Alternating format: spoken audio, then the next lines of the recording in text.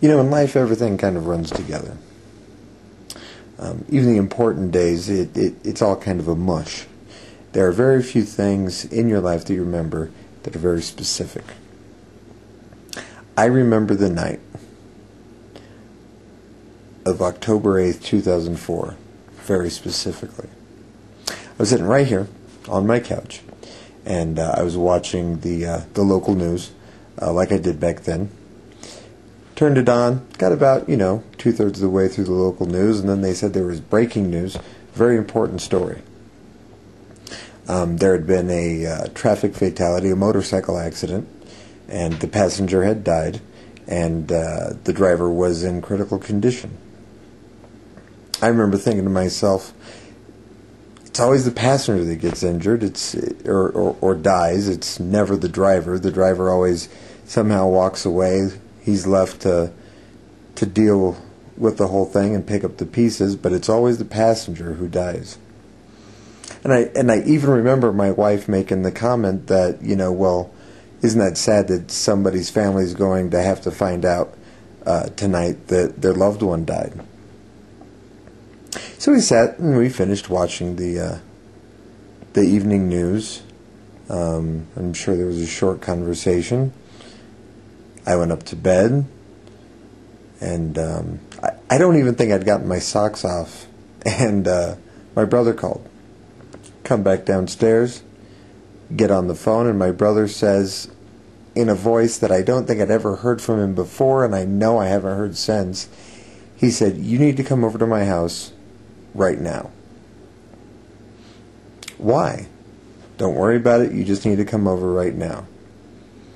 Once I'd gotten past the weirdness of it, I was like, okay, a little bit of concern, but I don't think I really understood or could really fathom what was going on at that moment. So got in my car, got down my street, got to the stop sign, and then it hit me. It was like all the pieces came together. And I turned the car around, walked right back in the house. My wife asked me, "What's wrong? What's wrong?" I walked right past her, picked up the phone, speed dialed my brother, and I said, "Mom was in a motorcycle accident, wasn't she?" He said, "I can't tell you that." Well, sure enough, got to his house. Once I was able to wrap my head around the situation, got to his house. There was a New Mexico State trooper parked out in front of his house, and to make a very long story short, my mother was killed in a motorcycle accident. Yeah, I know what you're thinking. You're like, wow, Admiral, that was really depressing. Thank you for that. There's a reason I'm telling you this. I mean, obviously, it's one of the single most important events in my life, but also because just the entire situation surrounding it is to me very unique. There was nothing really left unsaid or really left undone, for the most part, in the relationship between my mom and I. My mom and I had this game. Anytime that we were in the car together, we had the opportunity quite a lot, obviously, when I was growing up, but there were also times when she and I actually happened to work just about a block away from each other. We would carpool all the time, and we had this game. We called it Stump the Stars, but it's really all it is. It's name that tune, but it's, what's the name of that song and who did it? It's just that simple. And it was something that we did, for as long as I can remember. And I remember the last conversation I had with her. It was a Tuesday before she died. I hadn't seen her in probably almost a week, and on that Tuesday, back then I was working at a video store. It was Tuesday, and everybody knows that Tuesday is release day for CDs, DVDs, things like that. And we were prepping everything, trying to get everything out on the floor.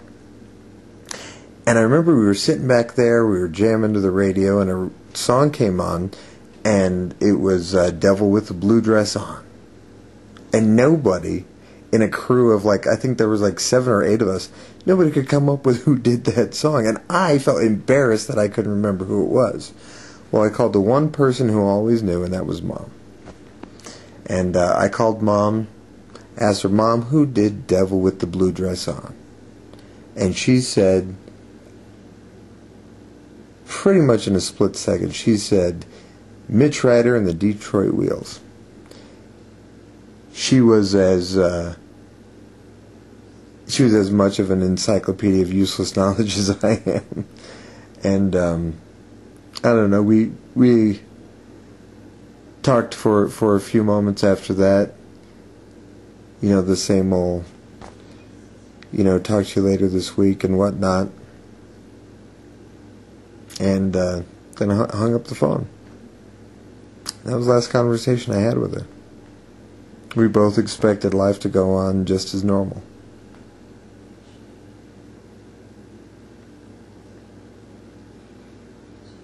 Now, why tell you that? Because that's depressing too. It's like, oh, well, you guys had your little trivia contest for one last time. That was us. I mean, that was us in a nutshell. That was our connection. That was our very special connection, and we had that one last time. And I think that's cool. Now, there's one other thing. And this is the one that makes the whole thing okay for me.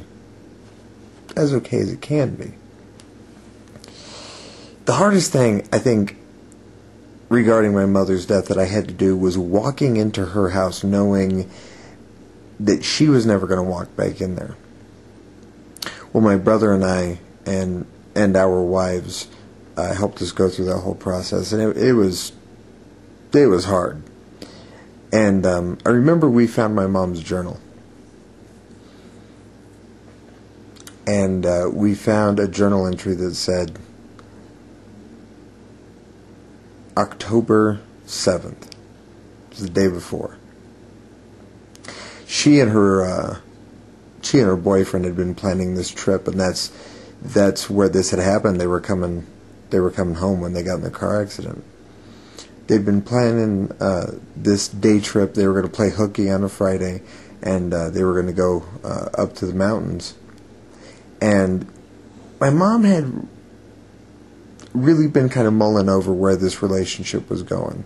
She'd been mulling over a lot of things in her life, and she wrote in her journal, she said, and my mom had an interesting relationship with God. She said, God, wherever you want me to go,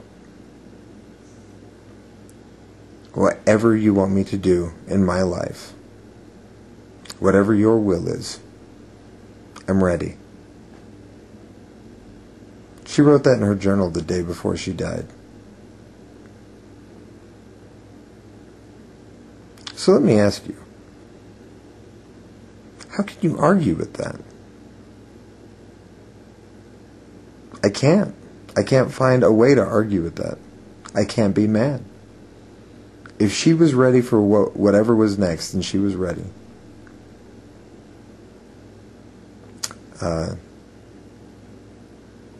Then I have to abide. See, she was a strong lady. She'd gone through a divorce 5 years earlier, and she handled it in a way that I'd never seen anybody handle a divorce. Nowadays, divorces are petty. You go for the throat. She didn't do that. She sat back, and she wasn't going to cause the havoc. She wasn't going to have her heart broken, and she didn't go for the throat. She took everything in stride. She had a smile, and though her heart was breaking, she was able to be strong for her friends and her family. That is who she was.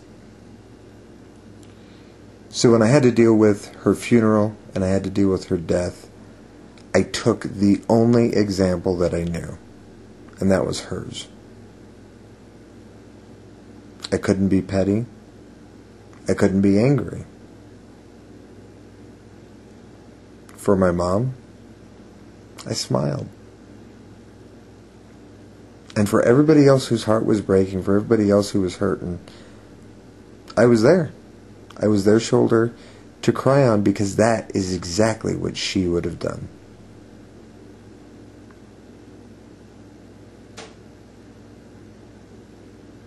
In my mind, I figured the best testament,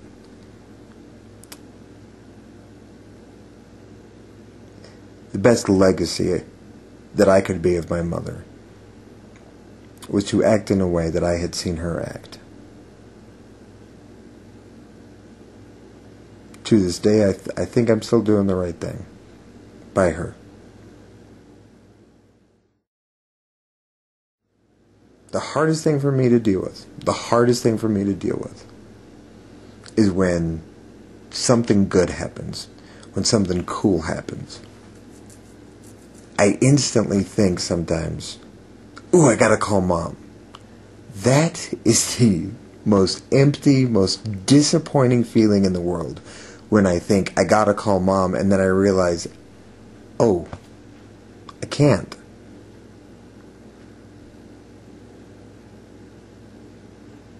But like I said, because she was okay with it, who am I to argue? Anyway, this is the Admiral Duke. I'm smiling. Adios, YouTubers. Value the ones you love,